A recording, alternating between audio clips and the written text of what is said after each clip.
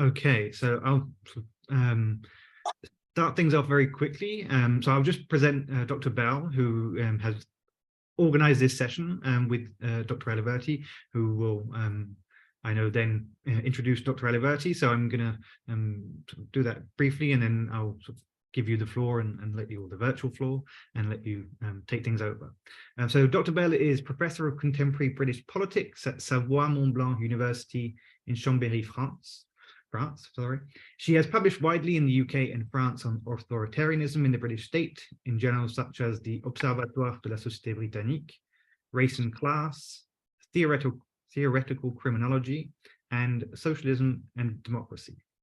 She is the author of Criminal Justice and Neoliberalism from 2011 and Soft Power and Freedom Under the Coalition from 2015, and is a founding editor of the journal Justice, Power and Resistance. Her current research focuses on new forms of democracy and challenges to state authoritarianism. Her latest published article is, titled is in French, L'extrémisme à la Britannique, le cas du Parti conservateur de Boris Johnson, from 2022. If there's anything else you want to add, Dr. Bell, I will let you do so. If not, I will hand you the floor. Thank you very much indeed. Thank you so much to Professor Anna Aliverti for kindly agreeing to join us today. For this MIDIB seminar. It really is a privilege to have you here today. I'll just note to everybody here that Anna is she's given up some time on her holidays to come and speak to us this morning, so we're particularly grateful. And I'd just like to begin by saying a few words about Anna and her work. So Anna is a professor of law at the School of Law at the University of Warwick. She is also co-director of the Criminal Justice Centre at Warwick, and she is associate director of the research group Border Criminologies at Oxford. She holds a DPhil in law from Oxford. Her research explores questions of national identity and belonging in criminal justice and law, sovereignty and globalization. She has led extensive empirical work in the UK's criminal justice and immigration systems.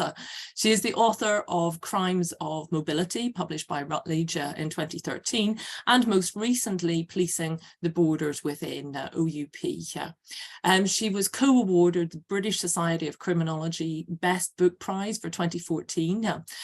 She has also received the British Academy Rising Star Engagement Award, that was in 2015. She received the Philip Leverhulme Prize in Law in 2017, and the British Journal of Criminology's Radzinovich Prize for her 2020 article, Benevolent Policing, Vulnerability and the Moral Pains of Border Controls. Anna's latest book was based on extensive ethnographic research with police and immigration enforcement officers charged with managing what she describes as the global poor at the nation's doorstep. This entailed more than 1,000 hours of observation over an 18-month period just prior to the pandemic. It is an impressive and highly original piece of research, providing unique insight into the secretive and morally ambiguous worlds of these officers charged with doing what they describe as the nation's dirty work.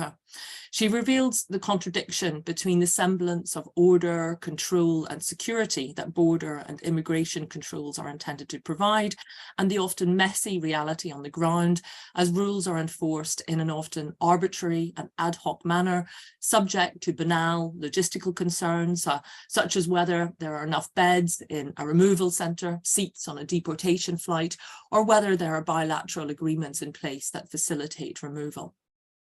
She also exposes the gap between official concern about institutional racism and the impossibility of avoiding racist practice when it comes to immigration control, founded on an exclusionary logic which necessarily and entirely legally engages in racial profiling. Indeed, she argues that racialized difference is institutionally produced and legitimized through border work. Her book also provides fascinating insight into the relationship between crime control and immigration control, demonstrating how crime control, such as for traffic offences, is increasingly a pretext for immigration control, merging immigration and policing functions and replicating border controls far beyond territorial boundaries. So today, Anna is going to be talking to us about bordered orders and effective states. So without further ado, I'll pass the floor over to her. Thank you, Anna. Thank you very much, Emma, and thank you, Samuel, for your introductions. And thank you for everybody here, and particularly to colleagues in the Immigration and Diversity in the British and Irish Isles network. So today's paper is a work in progress paper, which I am starting to work on. So I very much welcome any feedback or criticisms that you may have about it. And it is a continuation of the work that I've done with immigration enforcement officials in the UK that Emma just mentioned, which is an ethnography of the UK immigration force. I conducted work with these officers since 2016. And one of the aspects of this project that really surprised me, because I wasn't focusing on it, is the emotional labor involved in border work and the moral dilemmas that these officers face. So in this paper, and the projects that arise from that project, particularly the policing and borderscapes project, which is a multi-sided ethnography in Dover, in Ceuta, Spain, and in the north of Chile, which I'm leading with a number of colleagues, explore the emotional tensions that border workers face in these three sites, particularly the tensions of security and protection that they increasingly are required to enforce. And some of the interviews and the material that I present today is part of that project. And the second project that I'm working with colleagues at Warwick is a vulnerable state project, where we are looking at frontline staff experience of dealing with marginalized and vulnerable populations, and looking at how that work again creates a range of moral dilemmas and demands from these officers, quite emotionally painful work. So in this paper that I'm presenting, as I say, I present some of the material from the policing borderscapes, and I explore the place of sex and race for showing up and disrupting border orders, with a specific focus on British contemporary politics of immigration. And in doing so, I try to explore and offer conceptual and methodological tools to rethink the relationship between borders and effects. So I'm going to briefly give you a taste of the literature that I am looking at, and that's related to effects and race. Social scientists, including criminologists, have started to pay increasing attention to the place of emotions and effects in the operation of state powering, of which many scholars have called the affective turn in social science. Disciplinary located in cultural theory, the focus on effects, understand meaning making has spread across a plurality of semiotic resources and has expanded our understanding of culture. Although part of human cognitive processes, emotions are inextricably linked to the senses and hence the body. This literature brings center stage the body to understand processes of governance, particularly the affective dimension of politics. And in turn, the focus on affects and embodiment further points to the relational and visceral layers of governance and the body as a contested size for the reproduction of hegemonic power. It contests the Enlightenment's extolment of reason and its radical separation from affects. As historian Anne Stoller suggested, reason is insufficient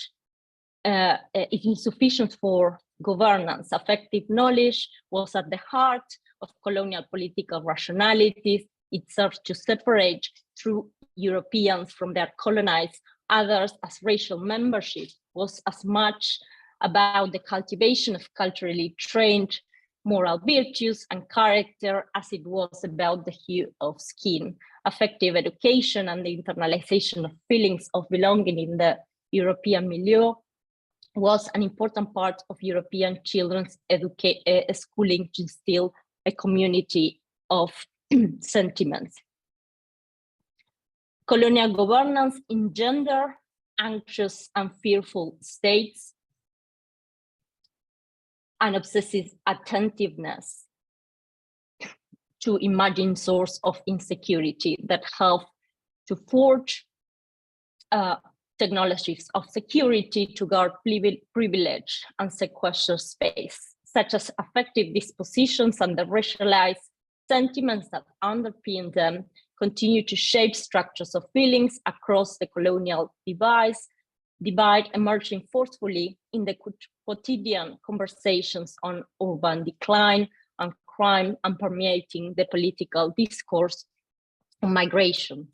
As Sarah Ahmed argued, the figure of the legal migrant or the criminal is not attached to a particular body. Their affective content circulates and accumulates over time.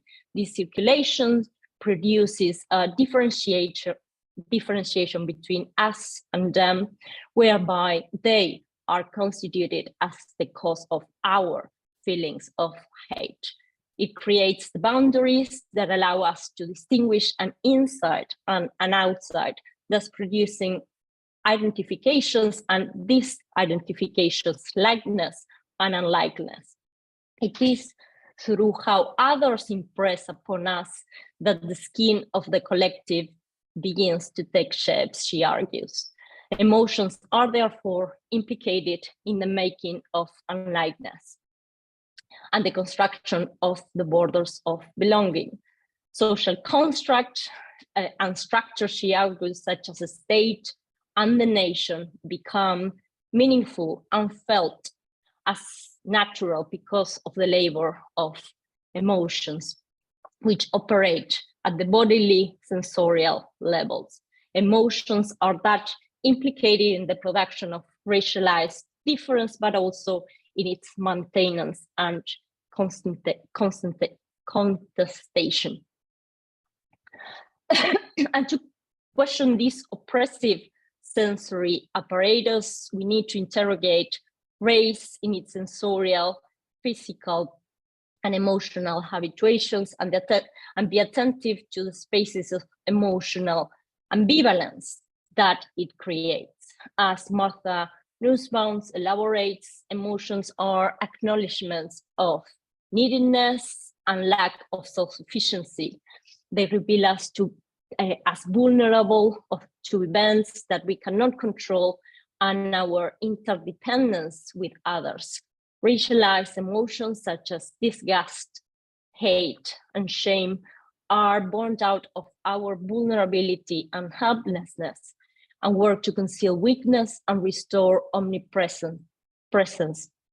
Tendencies that, as Stoller reminds us, have historically led to seeking the fantasy of completeness through the subordination of others. They draw sharp boundaries around the self, insulated it from contamination, but by external objects. Confronting the fantasy walls that have been built around certain bodies and recognizing and accepting this shared condition of vulnerability becomes a source of connections to others, our emotional engagement. And this is discussion around affect is important for understanding contemporary politics of immigration in Britain as emotional labor. Debates about the EU membership in the mid-2010s reignited long-standing sentiments around among large social sectors around sovereignty, particularly constituencies left missed by globalization, in what Paul Gilroy conceptualized as imperial nostalgia. Desires and longings for sovereignty erupted with great affective force and were channeled through demands for political agency as key element of the predicament of Leave advocates was to take back control to determine who and under what conditions people enter the UK. Leave campaigners took well-rehearsed far-right propaganda through imageries of threatening hordes, and offer key lessons on the emotional politics of immigration for their political hearts. Through these immigration political games, Britain is imagined unsensed anew through its island geography, small, vulnerable, crowded, but proud, moralizes its side of freedom, fairness, and unify through emotional ties. These ties and the sense of belonging that underpin them speaks to an intersensorial and intercorporeal connectivity, producing bodies that feel responsibly and harmoniously with one another to constitute political entities. Whether addressing questions of loss, belonging, fears of an immigration invasion or resistance to perceived justice in immigration policy. Debates on immigration are infused with strong emotions, reflecting the polarized standpoint, and are closely tied to discussions of identity, belonging, and citizens, and of course, race and racism.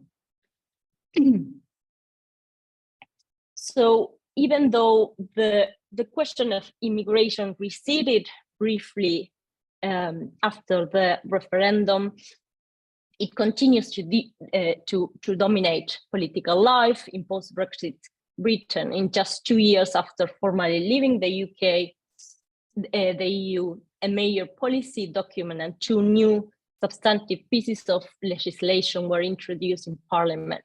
In the first, the new plan for immigration, legal migration and border control, then Home Secretary Priti Patel augured a new area of full democratic control over our borders, relaying in a few words the premise of a wide and border order. Secure and efficiently run borders are centered to our safety, to our prosperity, and to our very sense of nationhood, she stated. Through its sanitized and distinctively neoliberal ethos, the paper reiterates the moral, emotional, and racial economy of the border, efficiency for high-skilled migration from rich countries, conditional compassion for the vulnerable, and toughness for the risky.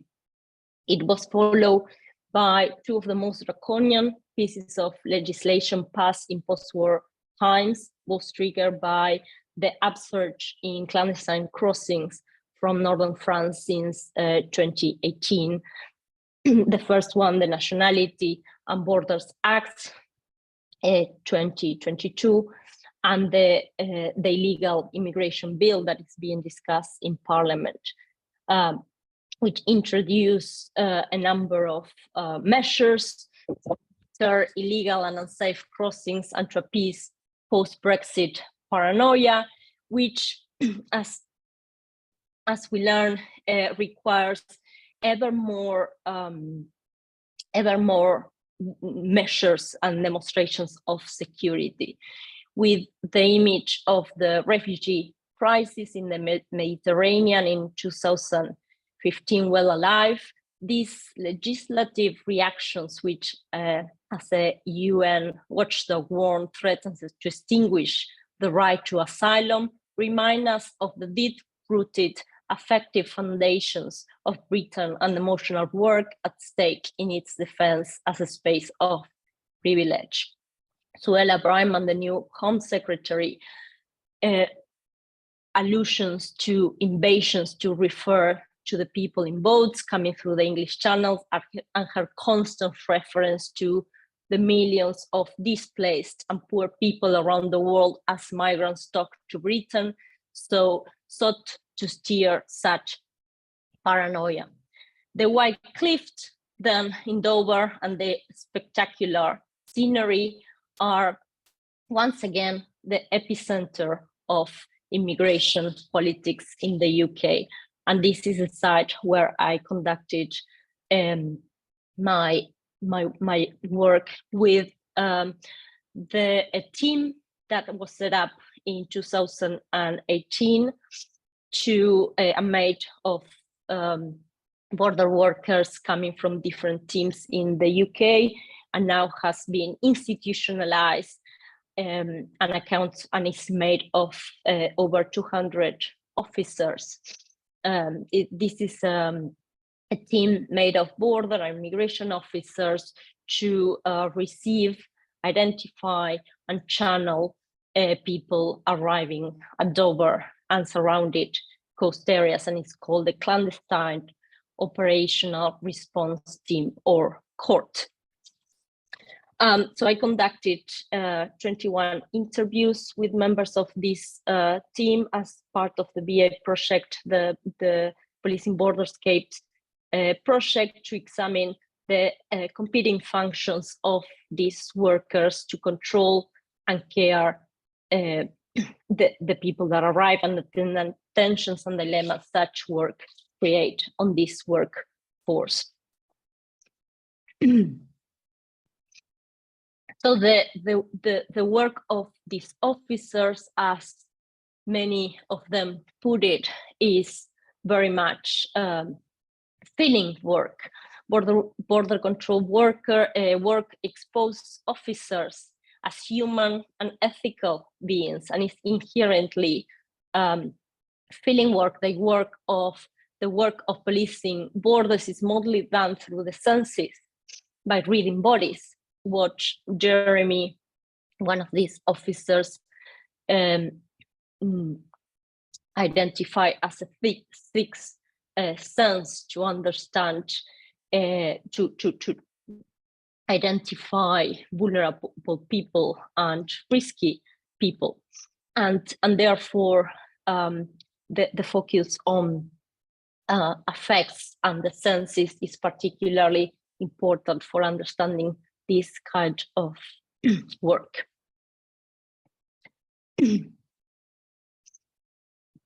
And as we see from the conversation I had, or the interview I have with one of these officers, Steph, racialized discourses are available here in some of the narratives of the officers who deal on a daily basis with people arriving at Dover in small boats.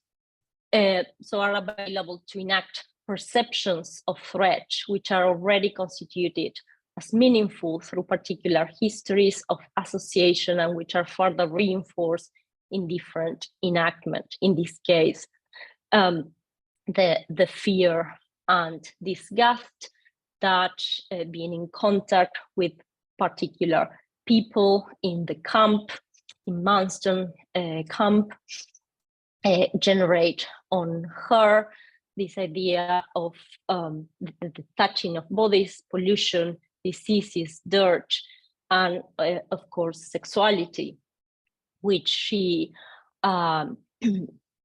she tells me when, for instance, she was asked to go to Calais to do this kind of work, and his father immediately objected to that because he was afraid as a female officer to be in contact with the males in the camp. And then her narrative going on to tell me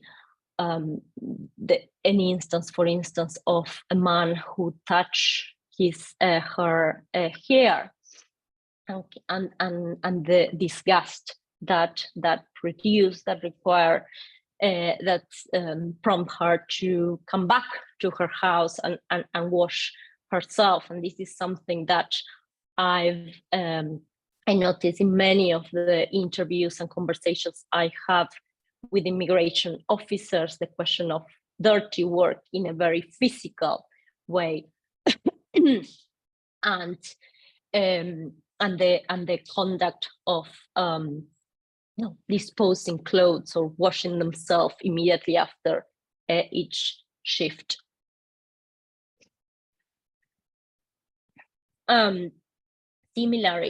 Similarly, we can see from Rob's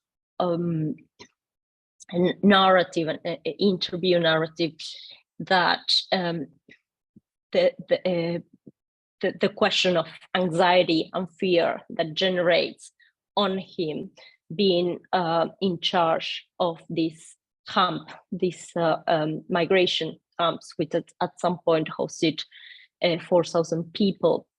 That fear of losing control of the camp because of the fighting and the riots that happened. But it's interesting how he framed it as the males being the threatening force in here, threatening the families, the women, the children in the specified tents.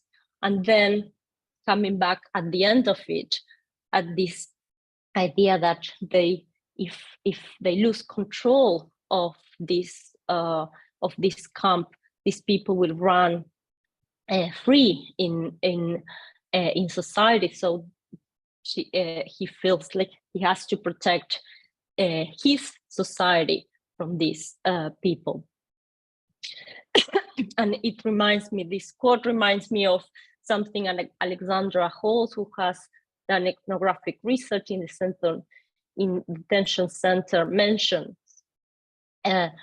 She said, and I quote, "Uncertainty about people's identities can breed hypervigilance, suspicion, fear, and contempt, and ultimately moral distance. Border control are premised on difference and the simplification of the complex and ambiguous nature of membership. Yet the intimacy of these encounters can also sporadically perforate those frames and unsettle the very premise with which border operates, expanding officers' moral boundaries of recognition." And it's that aspect of ambivalence that I am particularly interested in exploring in the paper, how through short conversations of observations by some of these officers, that frames of recognizability are perforated. And for instance, Bill mentioned how Manston, the migration camp, reminds him of Pink Floyd's The Wall sequence on the images of a British school as a meat processing factory. So he identified Manston as a sausage factory. At one end, they process these people, and the other, they churn them out. So he said it is a dehumanizing machine. And And it contrasts with the image that he has about Britain as a morally superior and civilized nation, and yet which does not live up to that image. He said, we are going to end up treating people in exactly the same way that third world countries treat them. And this is an image that he is adamant to resist. And another aspect that were questions of ambivalence, of discomfort, moral and emotional discomfort arise is in some instances where officers tell about the tragedy of people crossing the borders and the way that change of heart, if you will, is expressed is language. So if we see the this part of the interview with Rose, she stopped talking about migrants. She stopped talking about these people.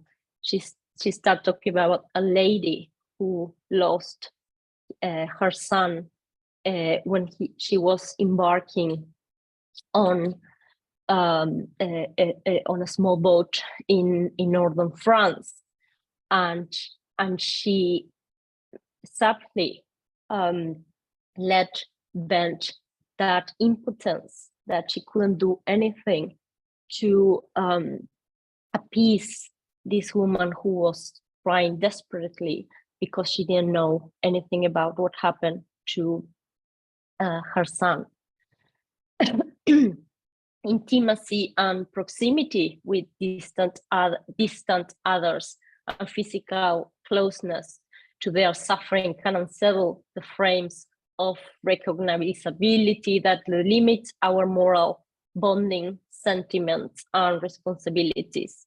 Feelings of empathy and compassion, sometimes steered by common path and identities. In this case, her identity as a mother, Rose's identity as a mother, challenge nationalistic frames that work to sever ethical bonds from human beings outside the border of the nation and disrupt the very premise of border controls.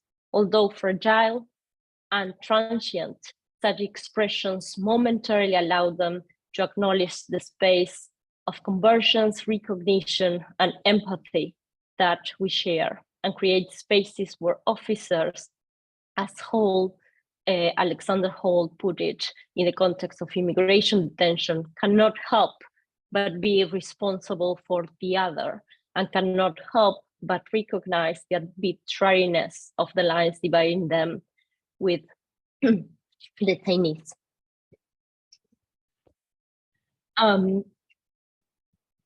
Just concluding the work that I'm doing with enforcement workers shows that doing enforcement work and literally having a body in front of you exposes officers to the moral messiness of immigration policing and emotional labor that it generates. In fact, such labor leaves its scars. Many of the people who work in this particular team, but also in many of the inland immigration enforcement teams that I've researched, leave the job very early on. They don't stay in the job in part because of the physical demands of it, the shift work, but also the content of the work. And many of them endure mental health conditions, including addictions and family conflict.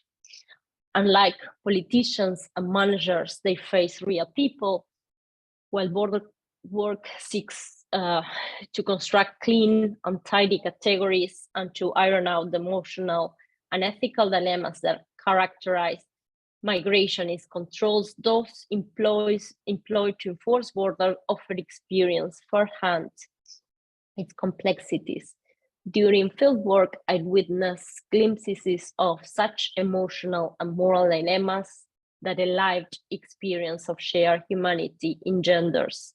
At the short-lived, isolated, and often self-censored, these are powerful moments of reckoning and doubt that challenge institutional attempts to produce distance, simplify biographies, and distort human beings at both sides of the force encounters. They remind us of the emotional, of the relational, mediated nature of state power, which reinforces the premise and rationales of border control, but occasionally can disrupt them. And it's in those spaces that, as I said, are very brief and contradictory, articulated in contradictory ways, I think there is a space for critique that we as social scientists, researchers, should pay much more attention to. Thank you very much. Thank you very, very much indeed, Anna. I think it's fascinating to get this kind of insight, and quite often we end up focusing maybe more on the policy level, and we tend not to see what's happening in the ground, or on the ground. I thought it was interesting, you've talked in the past about the idea of kind of de-exercising the police. So I suppose we kind of see these immigration officers as being some kind of monstrous force. So it's quite interesting to see that human level that there is on the ground. I suppose what your work also is showing here is that kind of this symbolic and emotional appeal of the law, and I mean certainly with these headline grabbing, very draconian pieces of legislation, and the kind of repeated mantra that we hear at the minute about those small boat crossings. Of course, then that these create really predominantly these emotions of fear, emotions of disgust, which I suppose leads to vulnerable people often being categorized as more risky than vulnerable. But you do show that there is some empathy. Empathy is there. It is possible to humanize these migrants if they can be identified, for example, as mothers, as having normal familial relationships. But you say that empathy is fragile and transient. I suppose I just wanted to ask you, do you assume that empathy will always only be fragile and transient in this kind of context, where we have a battle, basically a political battle, to try to toughen up the law more and more? I mean, what we've seen in the UK, I mean, even the opposition has not actually criticised the morality of these laws. It hasn't really discussed that emotional, affective aspect of the laws, but simply said that they're unworkable, that they're not likely to be successful. So yeah, I mean, do you think there is any cause for optimism in this kind of environment? Do you think that empathy can be anything more than transient? So yeah, it's interesting that there's quite a lot of pushbacks around thinking about these border workers as empathetic and compassionate, because usually there's kind of a emotional division of labor, if you will, in terms of civil society organizations, charities, NGOs doing the compassionate work, right, pushing back and demonstrating against these measures, and the state apparatus, including these frontline officers are considered, you know, these evil people, as you mentioned, the monstrosity of the ICE team, the immigration compliance and enforcement teams, and I think that is unhelpful. That kind of binary view about, you know, ones as goodies and the others as baddies, and it doesn't help us comprehend the complexity of you know, the border work, and also understanding you know, the possibilities of resistance within the force. We've seen, for instance, at the level of judicial activism, how border unions, one border union in particular, fought at the level of judicial review against measures to push back boats to France, and that were, you know, it is a left leaning union, but it shows, you know, the possibilities from within to push back. And I think these are important instances that should not be disregarded, because talking to the officers within this team, it is, you know, it was quite shocking for me, the level of criticism and disregard for the political games that are played at the managers level, at the politicians levels, and which the left leave them you know, in a very difficult and very precarious positions, right? They are defending the nation's borders, but without the tools, without the training, being constantly criticized for what they do or they don't do. So I think it's really important. I don't know if it is, you know, these tensions and these contradictions at the heart of the state are fresh out or not, but we don't really pay so much attention to them as an aspect of political activism. And I think that's important, because as you said, you know, the political oppositions are very scared of you know, criticizing the government at the level of the you know, at a more radical level, not just a question of implementation, right? Because of the electoral cost of that.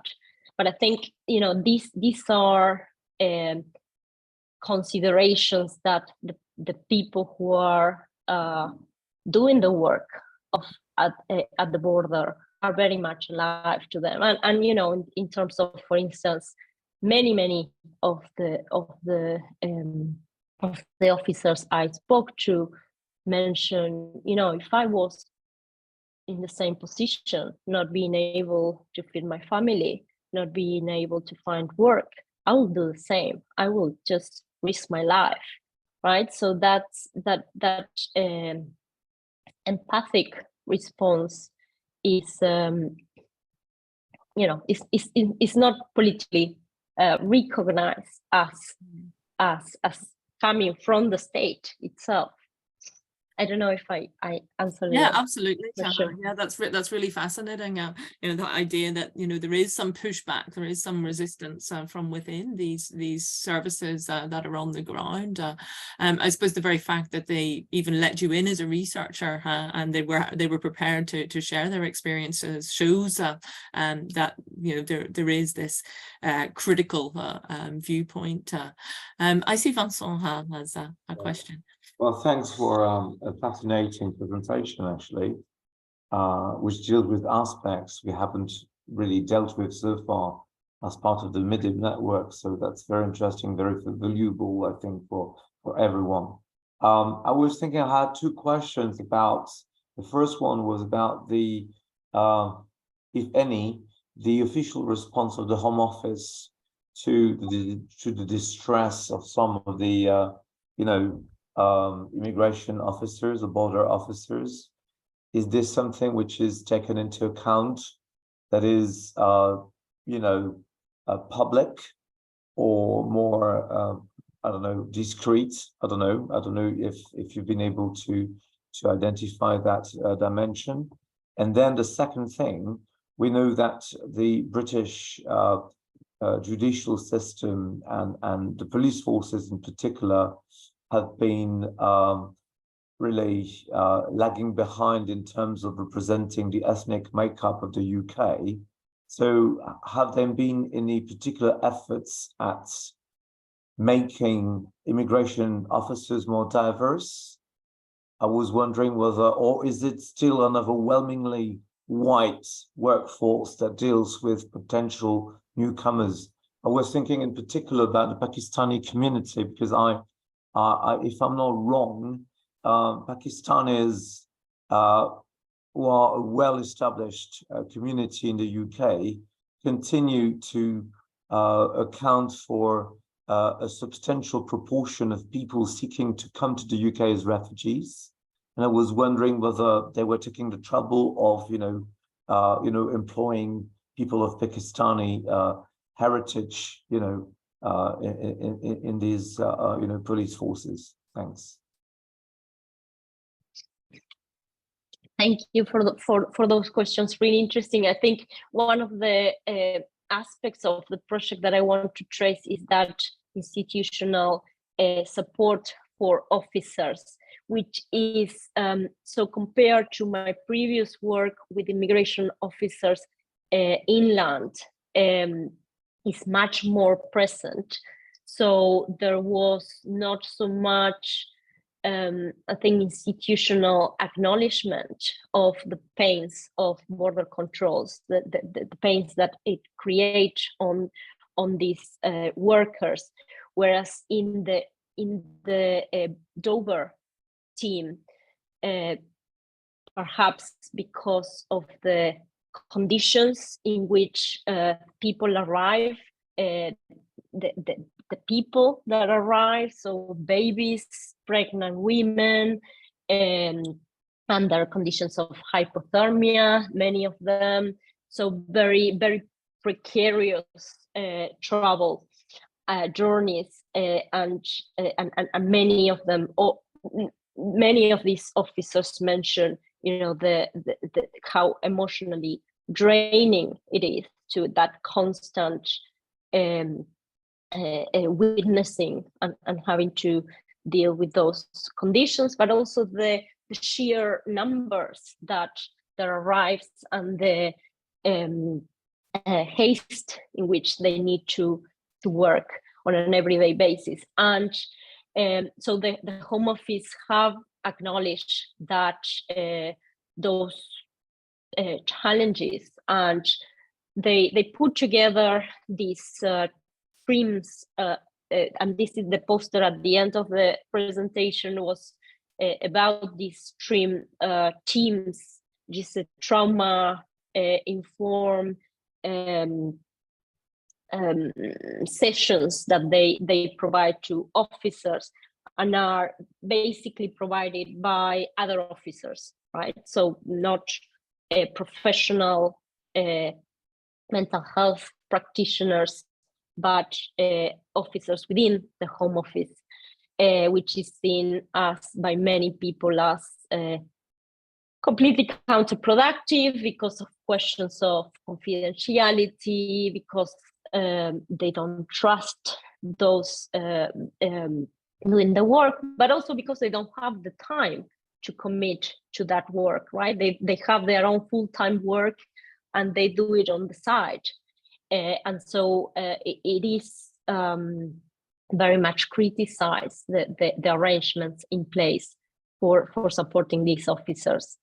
And in relation to your second question about race equality, and it is interesting that overall, the immigration enforcement and border force are much more diverse than, say, the police, and that's say the police is on average they have around 10% of the force ethnically diverse, and in these ICE teams, particularly immigration enforcement teams, the proportion is around a quarter of the overall force. Having said that, the Dover team is overwhelmingly white, and that's one of the reasons is that they are the staff are recruited from the Kent area, which is a very white area, whereas in the other teams with where I work, that I research, that are located in inland and particularly in metropolis urban centers in the UK, the teams are much more diverse.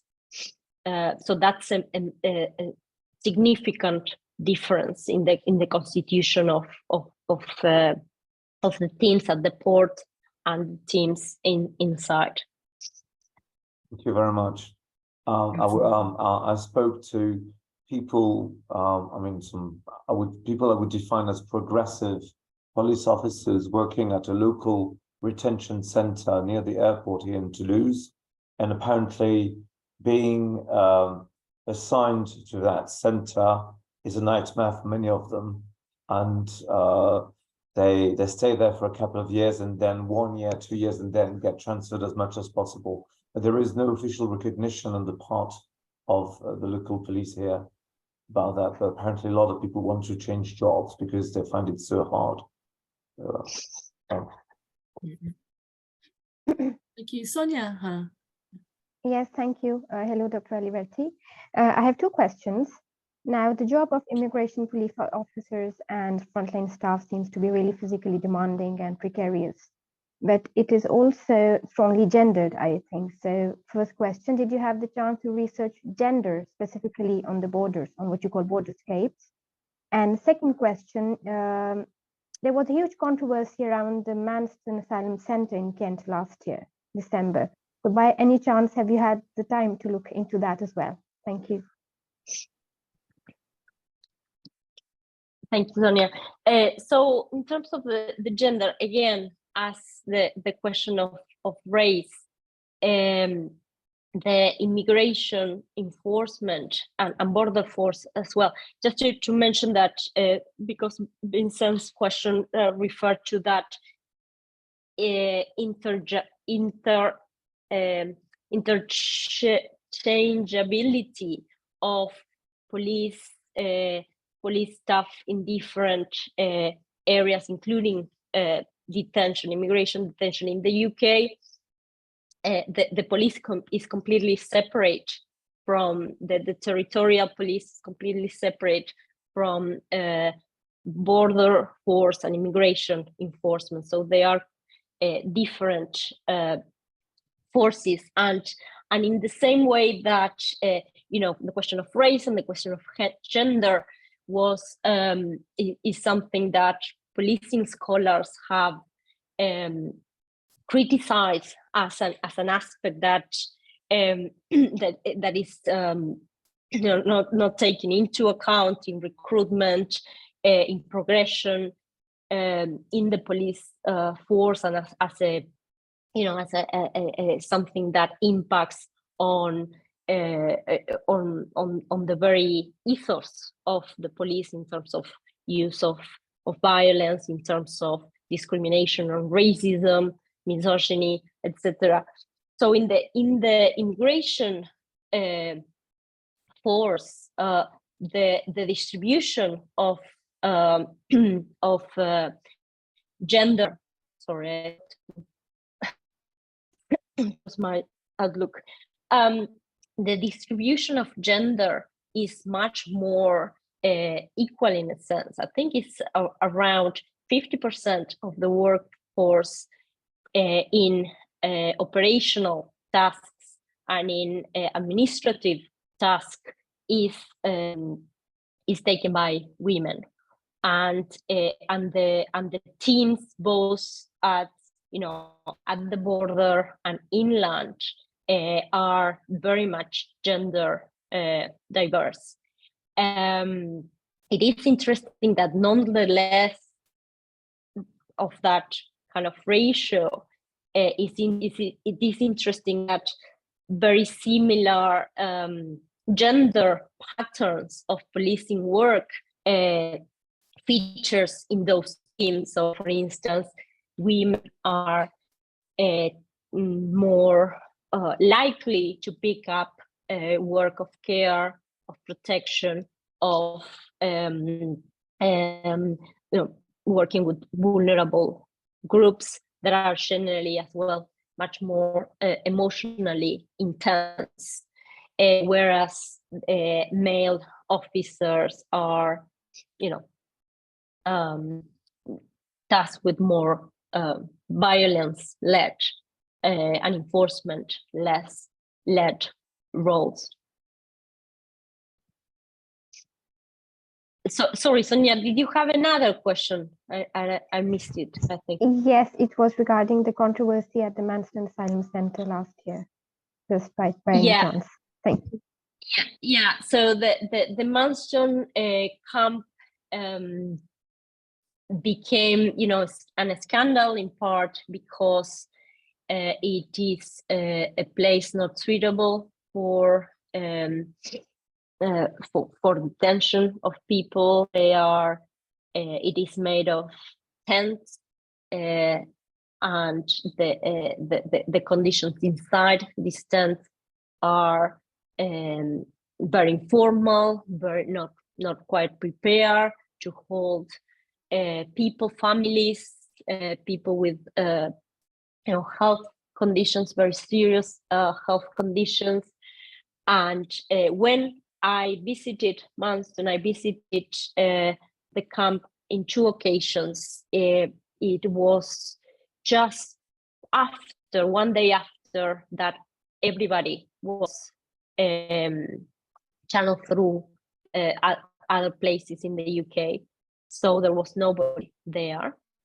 And that in part, that kind of swift removal of people from the camp was triggered by the scandal of having 4,000 people,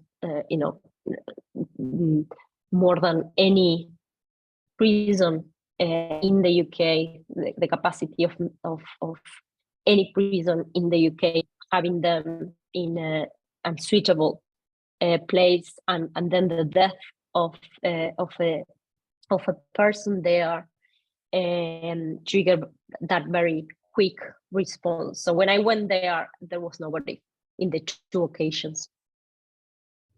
Thank you so much. Thank you. Thanks, Anna. But if I could just maybe just comment on what you said about the ethnic composition of immigration and enforcement teams.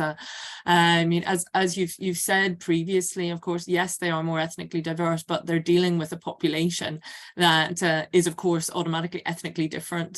So they're certainly not representative of the population they're controlling in any way. And I find something quite surprising that you'd mentioned in your book that was after the Windrush scandal, was that immigration enforcement was found not to be institutionally racist. Yeah, in its everyday practice, it's necessarily institutionally racist. But I suppose, it comes from those laws that it's applying are institutionally racist. I mean, even conservative ministers pointed out in 2014, 2016 that the creation of the hostile environment would automatically lead to racism in practice, as landlords were automatically going to be more suspicious of somebody with a different skin color when they were renting out accommodation. So I suppose, I mean, is it possible maybe you can give me more explanation about why this was found, this organization was found not to be institutionally racist? Yeah, no, it was a bit of a, I mean, the commissioner that wrote that report, that is generally a very solid report and very critical of the Home Office, was quite, open to criticize and to point the fingers where they need to be pointed. I think it was quite shocking that it was that was the finding. My sense is that that if the political consequences of naming the whole department as institutionally racist would be potentially, you just need to shut it down, basically. So I think it was more the political aspect of it, because as you probably noticed, you have that label. You probably realize you had that the label has been attached to the police in much less with much less evidence, I would say, in relation to the Stephen Lawrence case, and more recently the review of the Met. Yeah. I think that's probably the case. Is if you identify immigration enforcement as institutionally racist, well, then you have to start looking at the state itself simply as being institutionally racist. It's no longer a question of these individuals. Samuel, or Samuel, sorry, I keep forgetting you're actually British. So actually, to bounce off what you were just saying, you mentioned, Dr. Aliverti, the idea of a sixth sense, and to me, the first thought was, is that not just a sort of a form of racial or ethnic profiling? And I think that sort of bounces off sort of what you were just saying. I mean, obviously, I don't know what the context of what that person saying that was, and maybe that would be a discussion to have, but that was sort of the first thing that came to me. Then I have sort of three questions. The first was just on the context in which you did the research. I wondered how much freedom you were given to speak to people, whether there was any pushback, any control from people. I was just wondering about that. And then I wonder whether you would consider that the current system is sort of traumatic by design, both for the migrants obviously coming in, but also for the officers, in a way to essentially numb them to the plight of the migrants, to sort of to get them to sort of forget that aspect of it and just focus on the job. And finally, do immigrant officers consider themselves as, I mean, you kind of mentioned it already, as police officers or security officers? And what, obviously, we talked about people leaving the force and coming into the force. I wondered whether there was sort of an overlap with the police, and whether former policemen transferred into the immigration officer system, and former immigration officers left to go into the police, and whether there was, what you could say about that. Sorry, it's lots of things, but you don't have to answer everything, but those were just some of the ideas, thoughts I had. Thanks, Samuel. So on the sixth sense, that's something that you can trace back to the policing literature around the gut feeling, right? That is so important important for police officers. I think that with immigration, it is much more pronounced in the sense that race is a clue to nationality, right? And therefore it is quite institutionalized that this is something, racial profiling is something without which they cannot do their work. And I had instances of officers where we were in a van around the city, and they would say, look, this person is from this nationality, this person is from the other nationality. In many instances, they mentioned that some particular places smell from certain nationality, right? So this is something that that train racial profiling is accepted, and it's is critical for doing their work. There is no way around it, and they accept it as such, putting it down as an operational necessity, but professional, a part of their professional experience. And yeah, I think it's really interesting how it is explicitly talked about as something completely normalized in a way. In relation to the more methodological question about the restraints of doing this kind of work, so I guess so in relation to my previous project,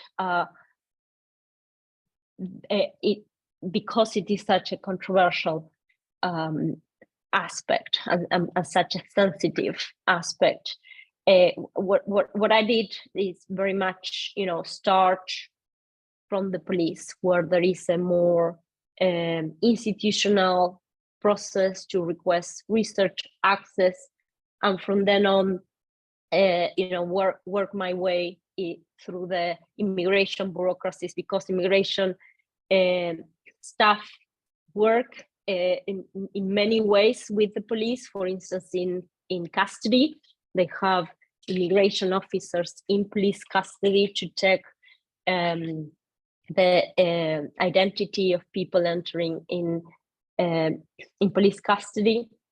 So I started doing that kind of very informal work, which is very time consuming and very informalized, and because it is so informalized, then it is very precarious as well, right? So it depends on a particular manager who is at that point in a particular situation of power. And actually the Dover study was in part commenced because of a manager with whom I was in contact in my previous study, who was relocated to Dover, and he facilitated the project there. So and the freedom with which I am in there, I am not able to roam around in the camp. I'm escorted all the time. Many of the officers that have been interviewed, I assume they were asked by the manager to give an interview. Many of them were very, very nervous, very anxious about that. particularly the new staff. So it is far from very unconstrained research work, I would say. In relation to the numbness of the officers, I think it's telling that when talking about training, the training that these officers receive, both those working in Dover and those inland, issues of how to deal with trauma, how to deal with emotional pain that arise from their work is absolutely not an aspect of their training. They are very much trained in enforcement tools, enforcement practices, and they are not even trained to safeguarding aspects, protection of vulnerable people, and some officers recognize, if I get very emotional, I really can't do this work. So if I stay in this work, I just need to put a wall somehow. It's otherwise, it completely melt themselves. And in relation to your question about police and immigration enforcement officers and the kind of changing of role circulation, surprisingly, there is not much,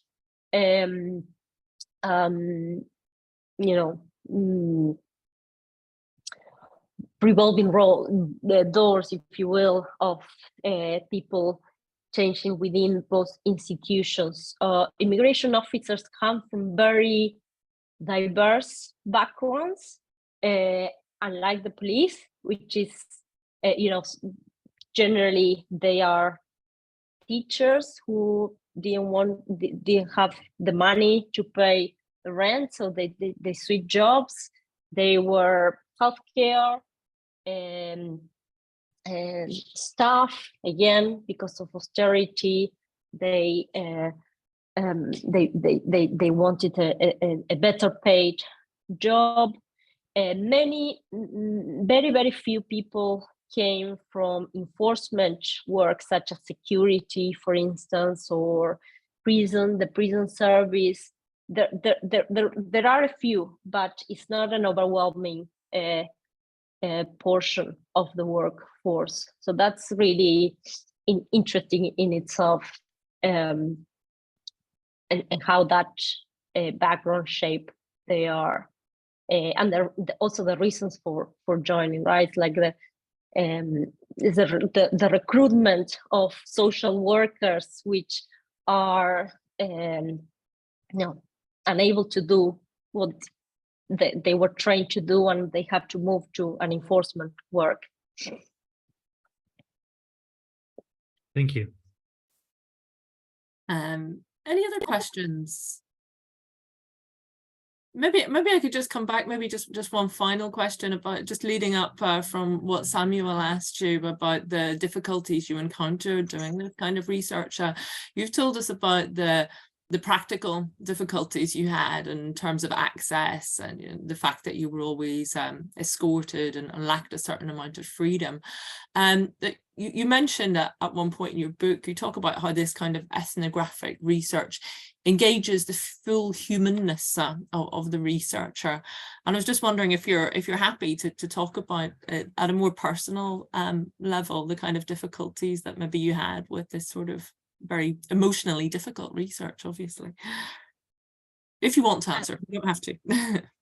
I'm happy. I mean, I think this project that I'm doing in Dover, that is still ongoing, I'm now to interview caseworkers, asylum caseworkers, but this project in a way was much easier to run, because the focus on safeguarding and care as well as enforcement, allowed officers to, to think about the tensions and the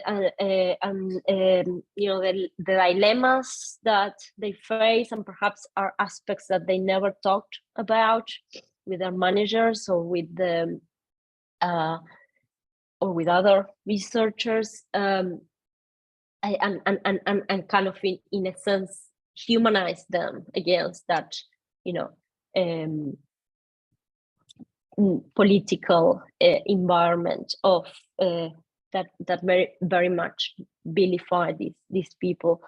I think with the other project that I conducted inside inland, that was much more difficult because it was very much focused on the enforcement part, and obviously this is a force, again, very different from the police, or perhaps much more mark is this idea of, they are, the enemy in a way, and their work is super controversial. And you can see that when we were in doing these operations where, there was huge amount of unrest in particular neighborhoods, and so on, and that didn't happen with the police when I was in police cars, etc.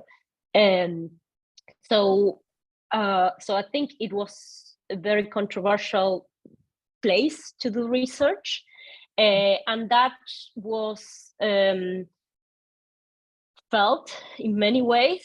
First, in terms of keeping access open, and it was really difficult, particularly to get into witness operational work, doing these raids, immigration raids, and that was really, really difficult, and officers were very reluctant for me to be there and constantly asked me, when is your project going to end? And inside the offices as well,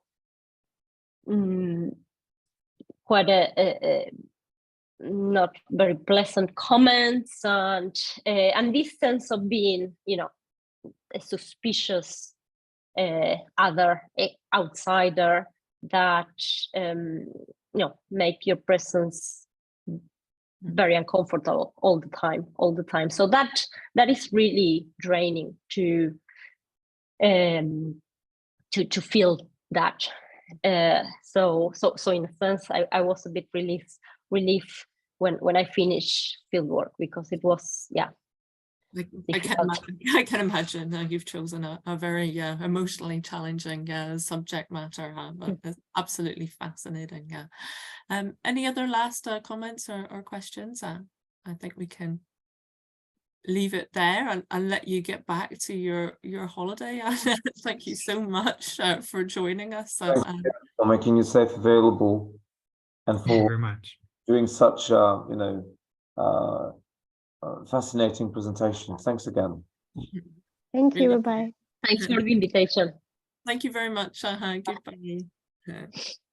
Bye-bye. Thanks. Bye.